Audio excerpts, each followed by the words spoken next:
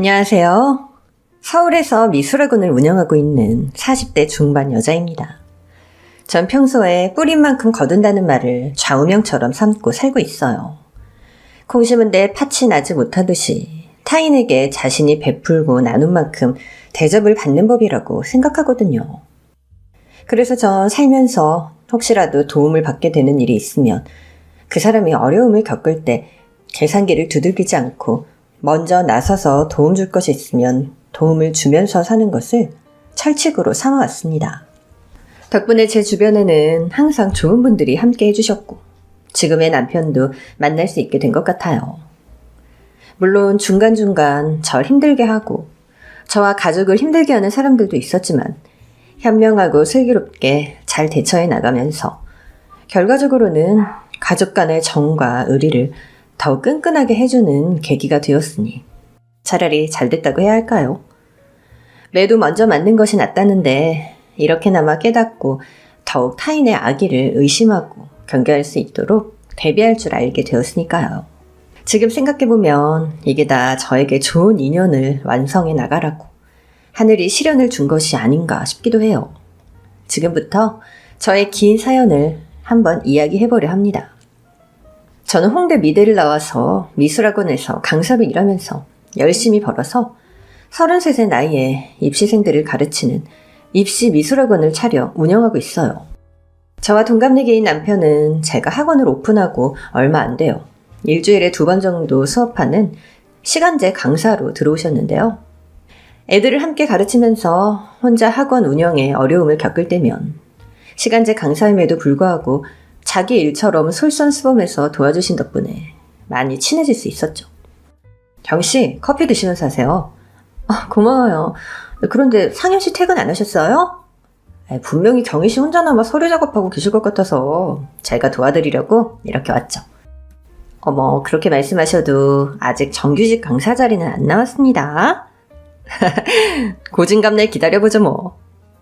이렇게 또 솔선해서 도와주시겠다는데 제가 거절할 만큼 착한 사람은 못 돼서 대신 후딱 끝내고 같이 밥이나 먹어요. 제가 쏠게요. 와, 역시 원장님은 통이 크시네요.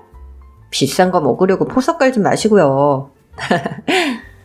이렇게 둘이 말도 잘 통하고 유머 코드도 잘 맞아서 어느새 자연스럽게 서로에게 호감을 가지기 시작했다는 걸 누가 먼저 말하지 않아도 느낄 수 있게 되었죠. 그뿐이 아니었어요. 남편의 어머니는 유명 화가분이신 걸로 아는데 어머니의 명성이면 훨씬 좋은 자리에서 교수직을 할 수도 있을 것임에도 남편은 어머니의 후광에 기대지 않고 자신만의 실력으로 성공하겠다면서 이렇게 작은 입시학원에서 시간제 강사를 하며 자신의 작품 활동을 꾸준히 이어가고 있는 멋진 사람이었죠. 포기하지 않고 안주하지 않고 진취적인 자세로 임하는 사람은 빛이 나는 법이잖아요. 남편이 그랬어요. 강사로서의 실력은 물론 저 혼자서는 아이들 가르치고 경영까지 다 하기 힘든 부분을 도와주는 경영 능력도 갖추고 있었는데다가 화가로서의 실력도 우수했죠. 서양화를 전공한 저와는 다르게 자신의 어머니를 따라 동양화를 전공했기에 두 사람은 각자의 전공과 차이점을 살려 시너지를 낼 수 있었고 남편의 실력을 믿고 찾아오는 학생들도 있었을 정도였으니까요. 그럼에도 불구하고 왜 정규 강사로 채용하지 않았냐고요? 남편이 거절했거든요. 아직은 작품 활동에 더욱 매진하고 싶은 시기라 정규 강사가 되면 수업 시간이 늘어날 테니 자신이 원하는 대로 스케줄 조정이 가능한 지금 이대로가 당분간은 좋다면서요. 하지만 그렇게 먼치킨 같은 남편에게도 유일한 단점이 있었는데요. 왜 단어 뒤에 물음표가 붙었냐면 이게 참 제 눈에 콩깍지가 씌워서인지는 몰라도 제 눈엔 적어도 귀엽게 보였거든요. 그런데 그것도 가끔은 저마저도 감당이 어려울 정도로 오글오글 거릴 때가 있었으니 장점이기도 하고 단점이기도 했죠. 뭐 귀엽다는 사실은 변하지 않았지만요. 무슨 눈이 이렇게 많이 와? 치우기 힘든데. 이게 진짜 난감하다니까요. 내릴 때 치우면 또 쌓이고 다 내리고 나서 치우려고 하면 굳어서 힘들고 애들 학원 들어오다가 미끄러지진 않을지 너무 걱정이에요. 그래요? 전 눈 내리면 너무 좋던데. 눈 좋아하시나 봐요. 하늘하늘 가벼우면서도 차가운 게 꼭 사람 마음 같잖아요. 진심을 나누었다고 생각하면 금세 또 풀풀 날아가 버리고, 살갗에 닿기만 해도 너무 차갑고 시려서 깜짝깜짝 놀라다가도 또 금세 내 체온에 동화되어 녹아내리는 게, 강 선생님, 미술 강사가 아니라 시인이 되셨어야 될 것 같은데요? 그래요? 물론 낭만적인 해석도 좋은데요. 적을 치워야 하는 저를 좀 생각해 달라고요. 인생은 현실이잖아요. 아니면 눈 좋아하시는 강 선생님이 치워주시면 되겠네. 굳이 일부러 사랑선으로 옮길 필요 있나요? 날이 따뜻해지고 봄이 오면 눈도 녹을 텐데. 그러니까 그 전에 애들 들어오다 딱딱하게 언 바닥이 미끄러지잖아요. 그래서 내가 치워야 된다니까요? 지금 눈 치우기 싫어서 딴소리 하는 거죠. 그럼 원장님이 봄이신가 보네요. 제 마음도 사르르 녹이는 따사로운 봄. 세상에 내가 진짜 미치겠네. 아휴, 갑니다 가요. 오늘도 눈 쓰는 건 내 몫이지 뭐. 이런 식이었죠.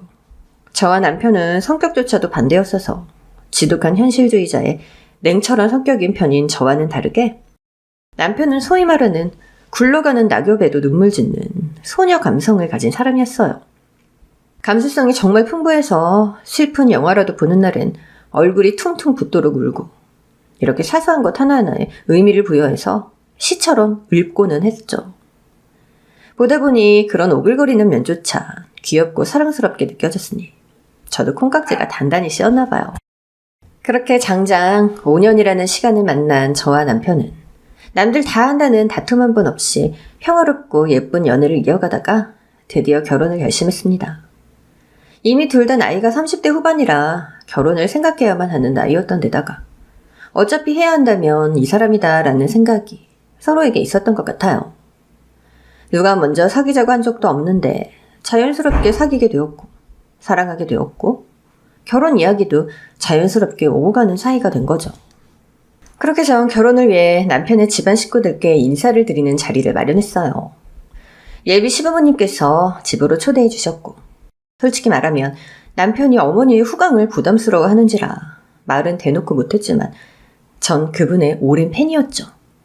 한때 이 길이 맞는 건가 방황하던 절 다시 화가의 길로 이끌어주고 그 꿈을 공고히 다질 수 있게 해준 것이 바로 강화백님의 전시회였으니까요. 그래서 솔직히 말하면 전 예비 시부모님께 인사를 드려야 한다는 압박감보다 좋아하는 아이돌을 만나는 소녀처럼 우상을 만날 수 있다는 기대감에 들뜬 마음이 더 컸던 것 같아요. 안녕하세요. 전 최상현 씨와 결혼을 전제로 교제 중인 이경이라고 합니다. 아유, 귀청 떨어지겠네. 아주 그냥 씩씩한 여장군을 신부감으로 데리고 왔네. 죄송합니다. 제가 평소에 강화백님 오랜 팬이었어서요. 존경하는 하백님을 만날 수 있다는 생각에 너무 들떠서 오바했나 봐요. 예? 경희씨, 나한텐 그런 말 안 했잖아. 그야 상현씨가 어머니 이야기하는 거 부담스러워하니까. 아직 결혼도 안 했는데 벌써 어머니야? 제가 너무 오바하나요? 성질 급하다는 소리 자주 듣습니다.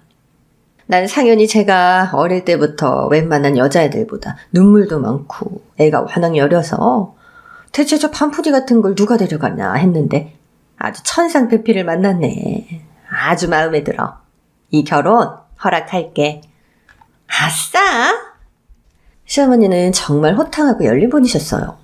여자가 배움의 기회를 얻기 워낙 힘들던 그 시절에 그림을 배우고 싶어서 스스로 고학생으로 지내며 악착같이 배우고 익히고 그려서 지금의 이 자리까지 올라오신 분이니 남다른 기계를 가진 분이셨죠.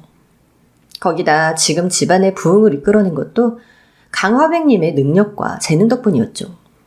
전 정말 강화백님 찐팬이라서 자서전까지도 모두 읽었었는데 그 시절 모두가 그랬듯 자신의 집안도 남편의 집안도 가난한 집안이라 결혼은 남편이 태어나고도 한동안은 가난에 시달렸지만 꾸준히 노력하고 예술을 포기하지 않은 덕분에 지금의 자리에 오를 수 있었다는 내용을 읽은 적이 있거든요. 자신은 동양화를 선택한 것도 지금의 남편을 선택한 것도 단 한 번도 후회한 적 없다는 자신의 선택에 자신감과 책임감을 질 줄 아는 그 마인드가 정말 감명 깊었죠. 어때? 그럼 온 김에 내 화실이랑 작품들 구경 좀 해볼래, 경희씨? 아, 너무 좋죠. 아니, 이 자리 집안에 인사드리는 자리 아니었어? 아, 왜 엄마 팬클럽 모임처럼 된 거야? 꿍얼댄 어린애는 두고 나랑 갑시다. 상현 씨는 어머니 작품 매일 보니까 여기서 편하게 커피 한 잔 드시고 있어요. 알았죠? 와, 벌써 나를 따돌리네, 둘이서. 그렇게 전 어머니의 배려 덕분에 화기애애한 분위기에서 평생 존경하던 화백님의 작업실을 직접 구경하고 미공개 작품까지 보면서 눈호강을 할 수 있었어요. 어머니, 화실 사진 찍어도 돼요? 기자들한테 소스 제공하려는 건 아니죠? 아직 화실 아무한테도 공개 안 했는데. 아, 그 생각은 못 했는데. 그럼 팔면 돈 많이 받을 수 있나요?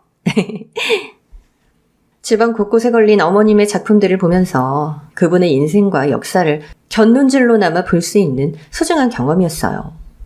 그리고 다른 가족분들을 한 분씩 소개받을 수 있었는데요. 솔직히 말해서 어머님에 비하면 정말 초라하고 별 볼 일 없는 사람들이라는 생각이 들었어요. 물론 이런 식으로 사람을 함부로 속단하면 안 되겠지만 가정사를 잘 모르는 제가 봐도 남편을 제외한 온 식구가 어머님 경제력에 기대서 살아가고 있는 것이 눈에 보였거든요. 제가 남편에게 푹 빠지게 된 계기 자체가 어머니가 가지고 있는 부와 명성에 기대지 않고 자신만의 길을 진취적으로 개척해 나가면서 꿈과 열정을 가지고 살아가는 모습이었는데 다른 가족들은 전혀 그렇게 보이지 않았어요. 그럼 어머님께서 화가로 성공하고 나서는 아버님께서 육아와 집안일을 담당해 오신 거예요? 너무 멋지세요. 아유, 담당은 무슨, 사고나 안 치면 다행이었지. 에이, 엄마는 또 경희씨 듣는 데서 이상한 집안인 줄 알겠어요. 아, 뭐 결혼해서 살아보면 어차피 사이즈 다 나오는데. 거기에 제 시동생 되실 분과 동서될 사람은 부모님을 모신다는 명목으로 집에 들어와 함께 살고 있었는데 특별한 직업도 없이 어머님의 능력에 기대어 백수 생활을 하고 있었죠. 그렇다고 공부를 열심히 한다거나 자신들만의 포기할 수 없는 꿈이나 취미가 있는 것도 아니었어요. 있는 돈 쓰면서 세월을 흘려보내는 사람들. 솔직히 전 그런 느낌을 받았습니다. 그래도 시댁 식구들이 되실 분들인데 함부로 말하지는 않았지만요. 하지만 첫날부터 동서될 사람에 대한 이미지가 와장창 깨지는 발언이 나오고 말았어요. 동서는 약간 속물관성이 있는 사람이었던 모양인지 절 보자마자 다른 사람들에겐 들리지 않는 소리로 아주버님은 어떻게 꼬셨어요? 철벽으로 어릴 때부터 유명했다던데. 그래도 뭐 저희 남편이 워낙에 사랑받는 막내 아들이라 요새는 거의 우리 쪽으로 몰빵될 것 같지만요. 이러더라고요. 아직 결혼도 안 한 예비 형님에게 할 말도 아니었지만 아직 건강히 살아계시는 어머님을 앞에 두고 유산 상속 이야기를 거리낌 없이 하는 게 너무 별로다 싶었죠. 솔직히 첫 느낌은 이 집의 정상인은 상현 씨랑 어머님밖에 없구나 였어요. 시아버님 되실 분과 예비 동서, 예비 시동생은 하루 종일 강화백님 곁에 붙어서 알랑방귀를 끼며 신주단지를 모시듯 일거수일투족을 챙기는데 열중했죠. 마치 왕족이 거느리고 다니는 시종들을 보는 것 같았달까요? 물론 어머님을 존경해서 그럴 수도 있었겠지만 예비동서의 그 말이 머릿속을 떠나지 않았던 저로서는 최악의 첫인상이었습니다. 저녁 식사까지 마치고 돌아가려고 하는데 제가 거실에 걸린 작품에서 눈을 못 떼자 어머님이 그러셨어요. 왜? 저게 마음에 들어? 아니, 전시회에서는 못 보던 작품인 것 같아서요. 색감도 너무 황홀하고 빨려 들어가는 것 같아서 계속 보게 되네요. 그래? 그럼 가져가. 네? 어차피 이 집에 걸어둬 봐야 같이 알아주는 사람 하나도 없어. 보이니? 저렇게 먼지 수북히 쌓인 거? 상현이가 집에 있을 땐 그래도 상현이가 관리를 해줬다만 나야 화실에 처박혀 있기 바쁘다 보니 이런 거에 신경 쓸 겨를이 있어야 말이지. 저 녀석도 자기를 아껴주는 사람이랑 같이 있는 게 좋지 않겠어? 작품을 하나하나 자식처럼 아끼는 어머님의 애정이 느껴진 동시에 어머님의 그 당당하고 고고하면서도 쿨하고 멋진 분위기에 전 매료되고 말았죠. 이 결혼 남편이 아니라 어머님 때문에라도 꼭 하고 싶다는 생각이 들 정도였으니까요. 그동안 존경하던 화백님의 며느리가 될 수 있다니.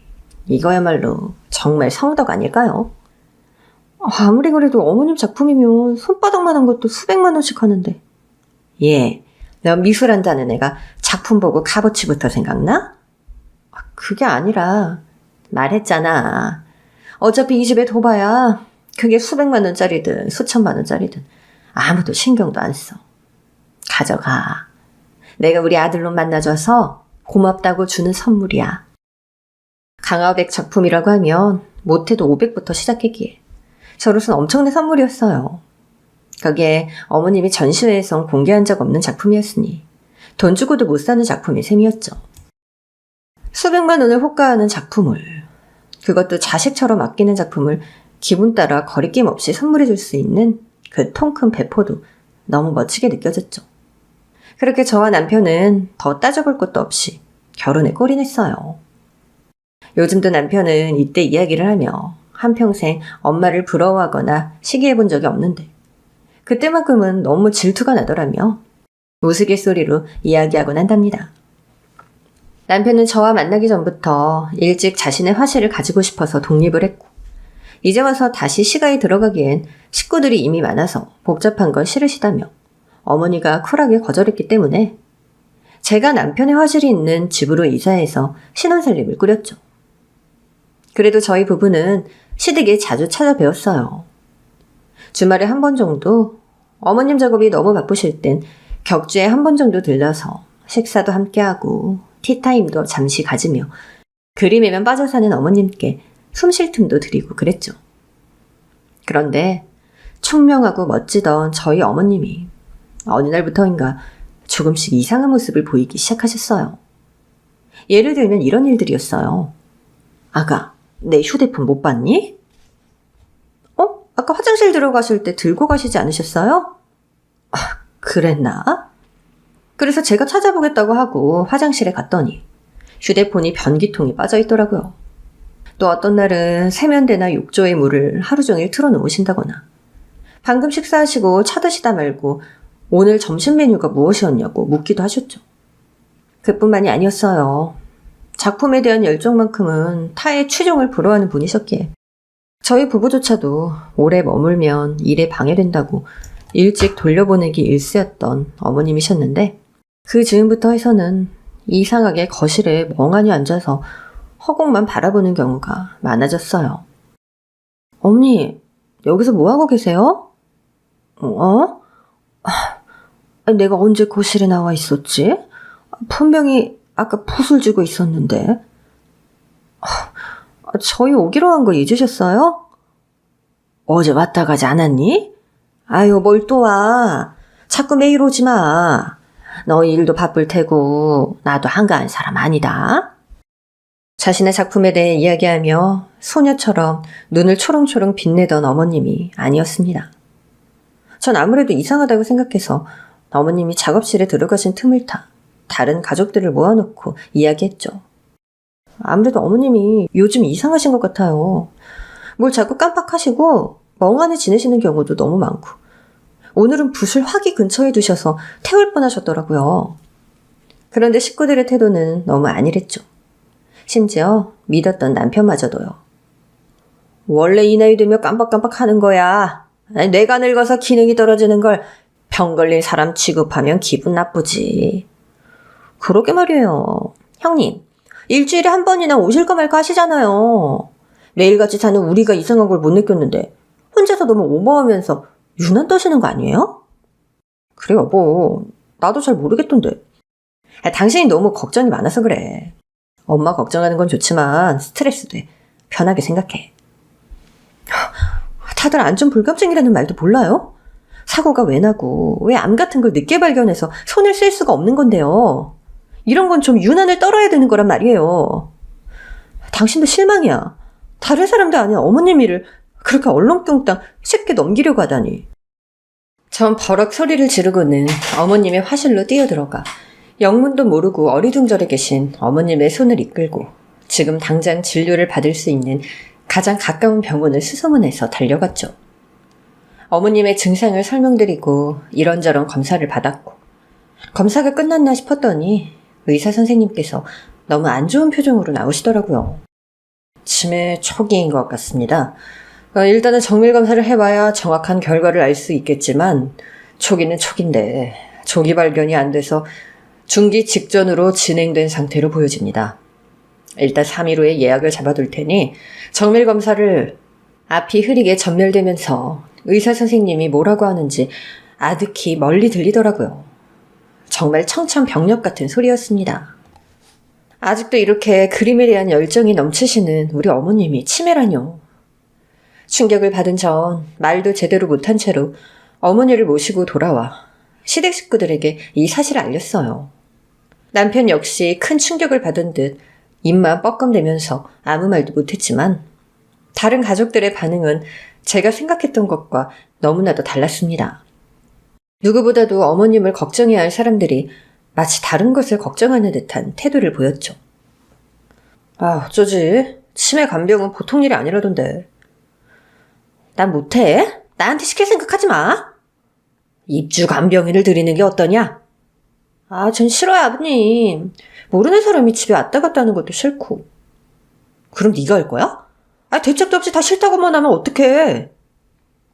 그랬습니다. 저와 남편을 제외한 나머지 가족들의 태도는 어머님이 치매에 걸리신 것에 대한 슬픔이나 걱정보다는 앞으로 치매 환자를 돌봐야 한다는 난감함과 귀찮음이 더 큰 것처럼 보였죠. 그리고 딱 그날을 기점으로 어머님 뒤를 시종처럼 졸졸졸 따라다니며 알랑방귀를 끼워대던 세 사람. 그러니까 아버님과 시동생, 동서의 태도가 손바닥 뒤집듯 바뀌어버리더군요. 어머님이 걱정되었던 저와 남편은 이틀 간격으로 해서 전보다 더 자주 시댁에 찾아뵈었고 어머님께서 건강하실 때와는 완전히 달라진 식구들의 행동에 경악할 수밖에 없었습니다. 단편적으로 예를 들어봐도 이 정도 수준이었죠. 아가 밥 안 차리냐? 어머니 이제는 자기 밥 먹을 시간도 기억 못해서 어떡해요? 11시에 배고프다고 하도 성화하셔서 식사 차려드렸잖아요. 동서 지금 오후 5시야. 점심을 일찍 드셨으니까 배가 일찍 고프실 수도 있지. 아니 요즘은 그림도 안 그리고 하루 종일 거기 앉아서 멍하니 있기만 하는데 무슨 놈의 배가 그리 자주 고프대요? 밥 차리는 사람 힘든 건 생각도 안 해요? 동서 말이 심하잖아. 아무리 편찮으시다지만 어머님에게 그게 무슨 말버릇이야? 그럼 형님이 차려주시던가요. 벌써부터 이러는데 나중에 진짜 어쩌려고. 몰라. 나 못해. 친구들이랑 약속이 있어서 나가니까 사 먹이시든지 차려주시든지 알아서 하시라고요. 그렇게 어머니 걱정되고 그러면 형님이 하시면 되겠네. 그래요, 형수님. 이참에 이 집에 들어오실래요? 이 사람이 워낙 몸이 약하고 그래서 아무래도 치매 간병은 좀 힘들 것 같아서 우리는 그만 분가하려고 하거든요. 평소에 워낙 두 분 사이도 좋으시고 하셨으니까 형이랑 형수님이 앞으로 돌봐주시면 되겠네. 그치. 내가 뭐 자기도 시종인 줄 알아. 제가 무슨 밥 차리는 기계예요? 상전처럼 앉아서 밥 타령이나 하게? 여보, 그만하고 나와. 모임 늦겠다. 암튼 저하고 신랑은 나갔다 올게요. 그때 돼서야 밖이 소란스러워 깨신 모양인지 덜뜬 눈으로 시아버지가 어슬렁 나오시더라고요. 아버님, 오랜만에 어머님 모시고 외식이나 하러 가실래요? 제가 모실게요. 서방님은 동서하고 같이 무슨 모임이 있다고 방금 나갔거든요. 내가 미쳤냐? 치매 환자를 데리고 외출을 하게? 쪽팔릴 일이라도 생기면 어째? 그 이전에 무슨 사고를 칠 줄 알고 치매 환자를 밖으로 데리고 나가? 아서라. 데리고 나가려면 너나 같이 가. 난 빼줘라. 귀찮은 일 만들기 싫으니까. 에휴, 여편네 진짜.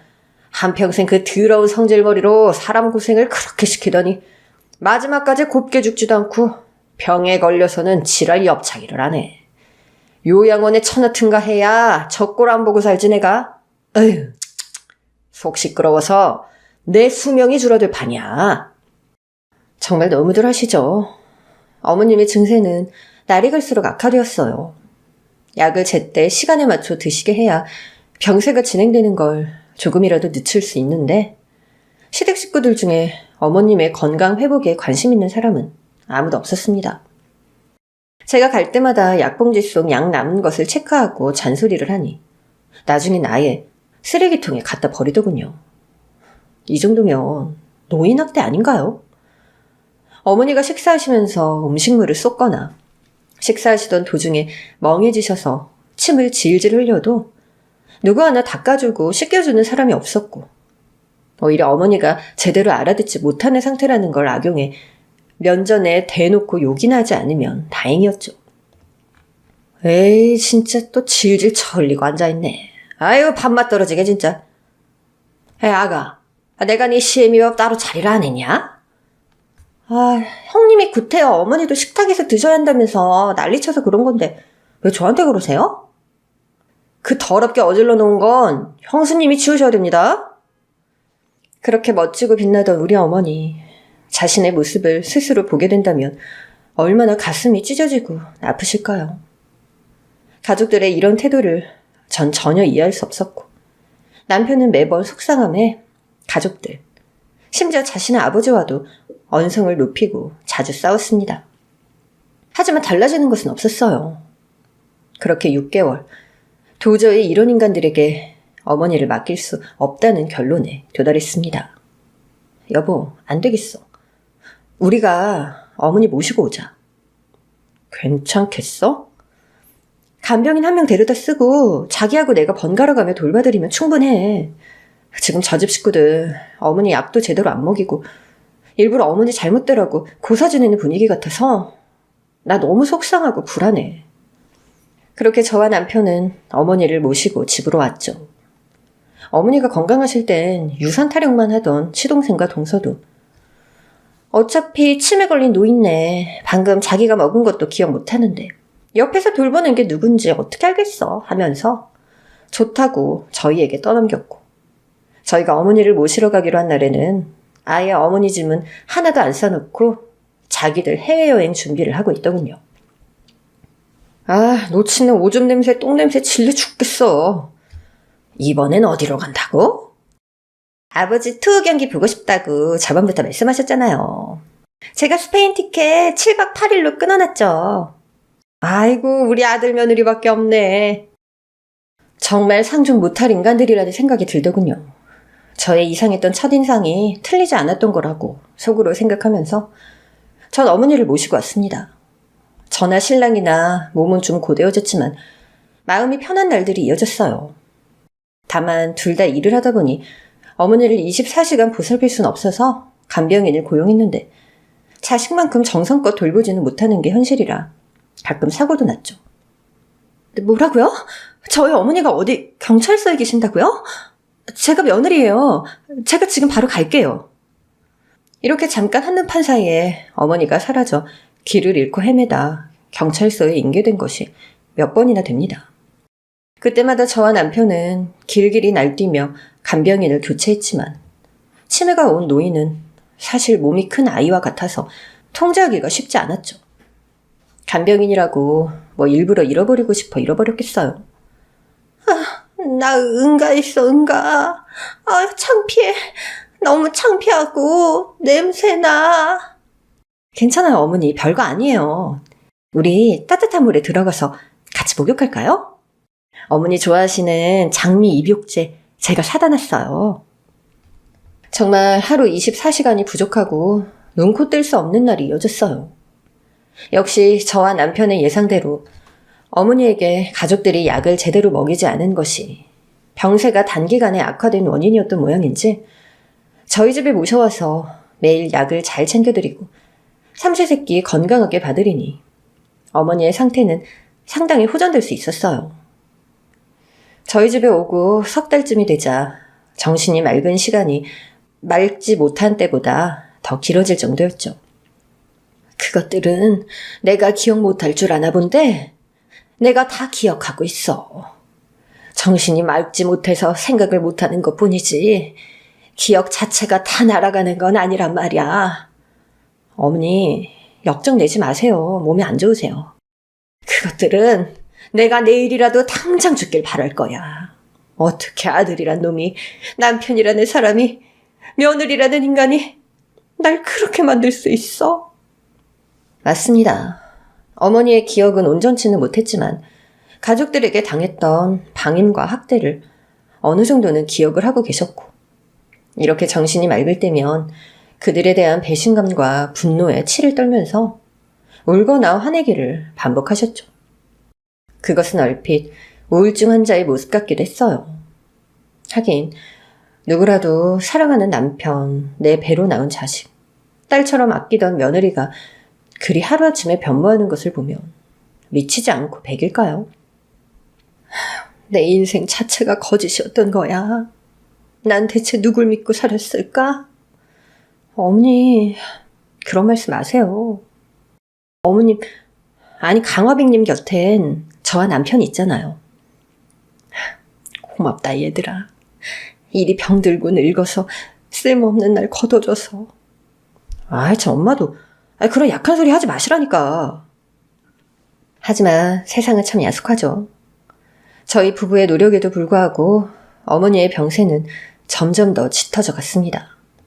치매약이라는 것이 치매의 진행을 늦추는 역할을 해줄 뿐 아직까지 현대의학으로 완치 방법이 없는 질병이니까요. 거기다 그 집에서 산 6개월 동안 약을 제대로 못 드신 것이 치매가 악화되는 결정적인 원인을 제공했죠. 어느 날의 일이었어요. 간병인 퇴근 시간에 맞춰 저도 퇴근 준비를 하고 남은 업무는 남편에게 맡기고 곧바로 집에 갔죠. 그런데 이게 웬일인가요? 왔니?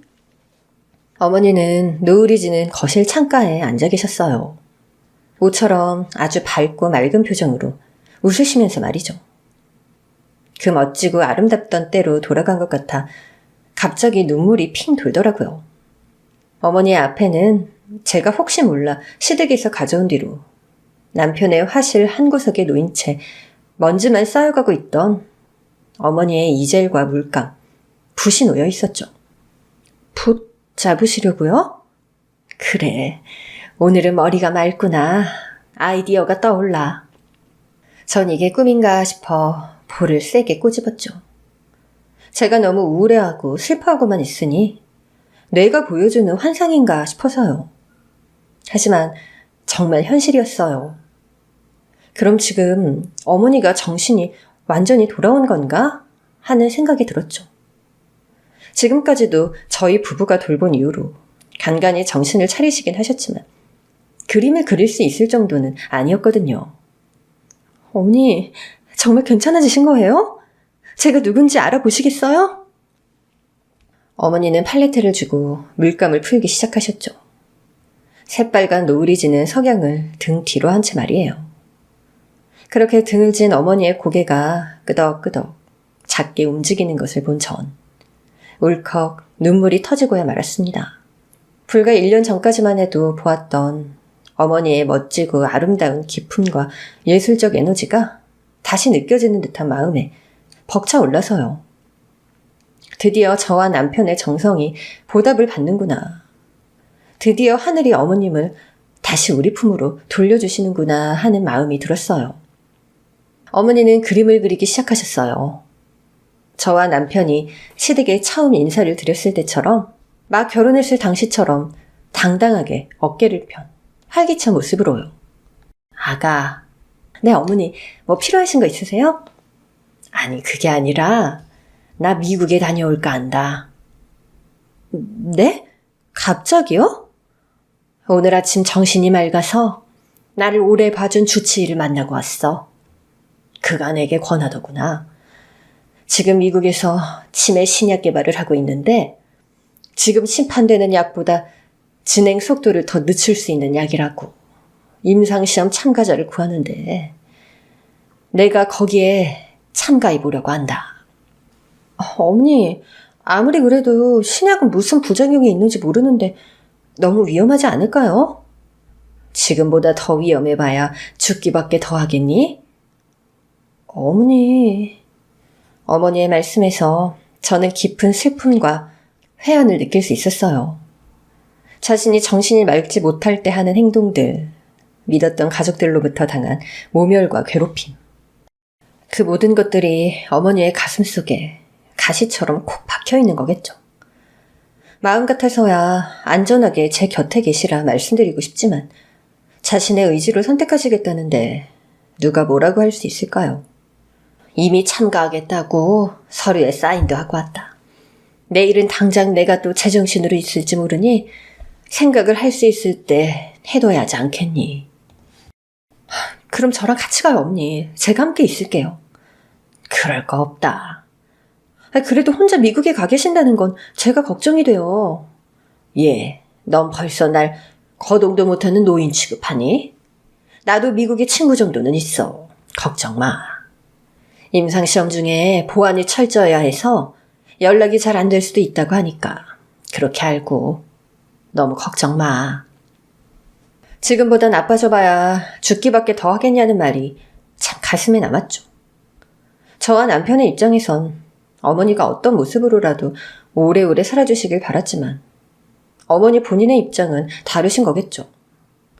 한평생 예술에 열정과 정열을 바치며 고고하고 당당하게 여성의 몸으로 미술계의 명성을 떨치고 한 시대를 풍미하며 살아가셨던 우리 어머님은 끝까지 그 아름답고 빛나는 모습으로 기억되길 바라셨던 걸 거예요. 그렇게 어머니는 미국행 비행기를 타고 떠나셨습니다. 어머니의 출국 당일에도 그치들은 그 입을 가만두지 않았어요. 어머니가 요즘은 저희 집에서 약도 밥도 잘 드시고 건강 잘 챙기고 계시다는 걸 몰랐으니 할 수 있는 말들이었겠죠. 가긴 어딜 가? 이 노인네 진짜 농막나더니 가지가지하네. 이러나 저러나 죽는 건 마찬가지인데 못하러 미국까지 돈까지 쓰면서 죽으려고 해? 당신은 그냥 큰며느리 해주는 밥 먹으면서 평온하게 가는 게 가족들한테 돋보가는 길이야. 그런 망언을 듣고도 어머니는 어쩐지 초연한 표정으로 말없이 뒤돌아서셨습니다. 저는 분명히 맑은 정신실 텐데 하고 의아하긴 했지만 어머니의 미국행을 돕기 위해 고용한 사람에게 우리 어머님 제발 잘 부탁드린다고 수십 번을 인사하고 떠나는 사람보다 보내는 사람이 더 발길이 떨어지지 않는 배웅을 했죠. 그렇게 시간은 속절없이 흘러 1년의 시간이 지났어요. 다행히 임상시험은 잘 끝났고 현지 관계자에게 어머니의 치매 진행이 거의 멈춘 것을 확인했다며 덕분에 지금은 정신이 맑을 때가 그렇지 않을 때보다 훨씬 길어졌다는 희소식을 전해주었죠. 다만 아직 시판된 약은 아니기에 임상시험이 끝난 후에도 계속 복용할 수는 없으니 귀국 후에도 원래 먹던 약을 꾸준히 먹으면서 철저한 관리를 해주어야 유지가 될 것이라고 했어요. 어머니가 귀국하시던 날 어머님의 병세가 많이 호전되어 멀쩡해졌다는 소식을 들은 시동생과 동서 그리고 시아버지까지 인천공항으로 불이 나게 달려왔습니다. 어머니! 여보! 시동생, 동서, 아버님 누구랄 것도 없이 어머님이 아프실 때 그렇게 구박했던 것은 싹 잊은 듯 가식적으로 웃으며 어머니를 환대했죠. 전 당연히 어머니가 그들을 냉랭하게 대할 줄 알았는데 이게 웬걸요? 어머니는 도리어 활짝 웃으며 동서와 포옹까지 하셨습니다. 그래, 다들 잘 지냈니? 어머니 건강 회복하셔서 너무너무 기뻐요. 1년간 제가 어머니 걱정에 잠도 제대로 못 자고 살이 홀쭉하니 빠졌다니까요. 나 참 말은 잘한다. 어서 가자. 늙은 몸으로 비행기 계속 타고 있었더니 엉덩이 결려 죽겠더라. 의아한 마음에 말도 못 붙이고 있던 전 어머니가 동서와 팔짱을 끼고 공항 밖으로 나가려고 하시는 걸 보자마자 퍼뜩 정신을 차렸어요. 어머니! 제 목소리에 어머니가 천천히 뒤를 돌아보셨습니다. 그런데 뒤돌아본 어머니의 표정은 더 이상 제가 알던 그분이 아니었죠. 그래, 너도 있었니? 몰랐구나. 어머니, 그동안 나 피곤해. 할 이야기 있거든. 집에 가서 하면 안 되겠니? 지금까지 저들에게 당한 일도 저와 남편에게 지극정성으로 보살핌 받았던 것도 다 잊은 것 같은 차갑게 얼어붙은 눈빛 앞에서 전 눈물이 왈칵 쏟아졌습니다. 어머니가 건강해지셔서 좋아해야 하는데 저를 잊었다는 사실에 서운함을 느끼는 제가 너무 이기적으로까지 느껴졌어요. 눈물을 훔치는 저를 슬쩍 뒤돌아본 동서가 어머니에게는 보이지 않는 몸짓으로 메롱하고 얄밉게 혀를 내밀었지만 그런 유치한 짓거리에 반응할 정신도 없을 정도로 저의 상심은 컸습니다. 함께 시댁으로 가는 길에도 내내 저와 남편은 착잡한 기분이었어요. 그래도 어머님이 좋아지셨으니 된 거지 뭐. 우리를 아주 잊으신 것도 아닌데. 신약 부작용일지도 몰라. 이거 알아봐야 되는 거 아니야? 여보, 긁어 부스럼 만들지 말자. 어머니 몸 건강히 돌아오신 게 가장 큰 의미잖아. 그렇긴 하지만 남편도 그동안 저와 함께 어머니를 보살피며 동고동락 해왔기에 상심이 많이 큰 듯 했어요. 어머니, 오늘 어머니 오시는 날이라고 제가 모처럼 장 봐서 음식 많이 해놨어요. 소화 잘 되고 보양되는 음식들로 준비했으니 외식하지 말고 집에 가서 드세요. 그래 여보. 우리 둘째 며느리가 새벽같이 일어나서 준비했어. 저와 남편은 기가 막혔지만 그동안 당했던 서름은 다 잊으신 듯 기분 좋게 웃고 계시는 어머님의 기분을 망쳐드릴 수가 없어서 조용히 그 뒤를 따를 수밖에 없었어요. 집에 도착해 동서가 차린 상을 받을 때까지도 어머님은 저와 눈조차 마주치지 않으셨죠. 기세등등한 세 사람을 보는데 정말 먹은 것도 없이 구역질이 올라오더라고요. 그런데 어머님이 수저를 드시다 말고 그러시더라고요. 다들 오랜만인데 내 화실에 함께 갈까? 갑자기요? 그래, 나도 오랜만에 내 집에 돌아와서 밥 먹기 전 붓이라도 한번 잡아보고 싶구나. 그래요, 어머님. 제가 어머님 안 계시는 동안 화실 청소랑 관리 깨끗하긴 했어요. 어머님 귀국 소식에 부랴부랴 했다는 소리를 제가 모르지 않았던 터라 그냥 코웃음만 나왔죠. 그렇게 어머니는 식사 시작 전 온 식구를 데리고 화실에 가셨어요. 오랜만이네, 이 감촉. 어머님은 자신의 붓과 이젤, 그리고 그림 도구들을 그리움에 잠긴 눈으로 바라보시다가 아크릴 물감을 집어 드셨죠. 오랜만에 붓을 드시려나 싶은 마음에 지켜보고 있는데 이게 웬걸요. 물감을 들고 갑자기 돌아서신 어머님은 아크릴 물감을 시동생과 동서, 그리고 시아버지에게 마구 뿌리기 시작하셨어요. 이게 무슨 짓이에요? 내 눈에 들어갔잖아. 이 옆에 내가 미쳤네. 치매 좋아진 거 아니었어? 세 사람은 난리 법석을 떨었고 저와 남편도 경악한 얼굴로 어머니를 말렸습니다. 그도 그럴 게 아크릴 물감은 일반적인 수성 물감과는 달라서 한번 묻으면 지우기가 정말 힘든 종류였거든요. 물론 미술에 대해서 전혀 모르는 세 사람이 이에 대해 알 리는 없겠지만요. 어머니, 진정하세요. 저와 남편의 말소리에 어머니는 조금 진정한 표정으로 입을 떼시더라고요. 이 씹어먹어도 시원찮을 것들. 내가 치매 걸렸다고 다 잊은 줄 알았지? 어림도 없어 이 짐승만도 못한 것들아.